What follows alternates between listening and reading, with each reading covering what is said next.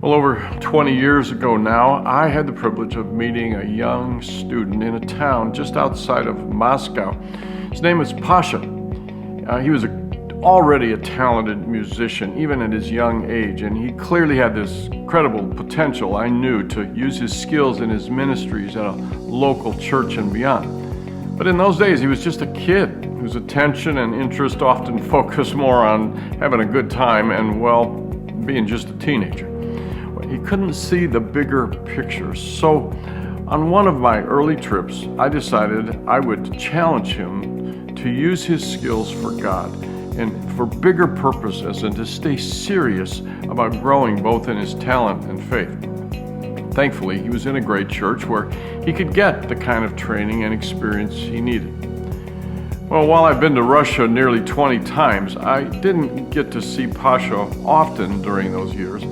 But I did get to visit with him at the church a time or two, and eventually got to meet his wife and his children in their home. He had obviously matured and settled down and deepened his passion for Christ and commitment to serving in a church. But it was also during those years that Soli Deo Gloria, a conference for worship leaders and volunteers, began, and several of us tried to get Pasha to come to that conference.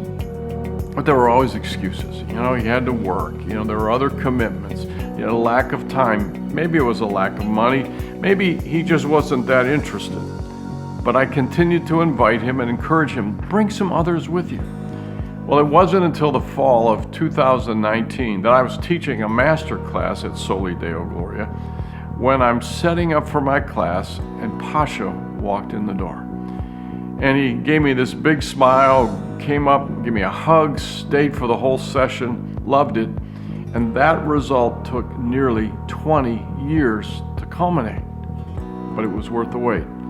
Because you see, soon Pasha was leading over 100 young people at a conference of his own that he put together, and yet it included involvement with some of our Russia worship staff. We cannot possibly know how many are now being impacted because of that one connection 2 decades ago.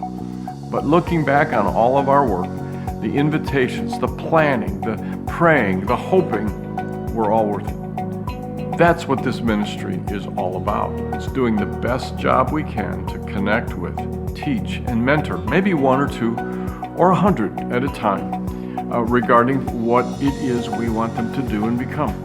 It doesn't always take this long to see God at work, but we're willing to wait if we need to. You know why? Because there are more Pasha stories out there. That's why we keep going. Sometimes it's hard, it's like climbing a mountain, but we know this: the view from the top is worth it.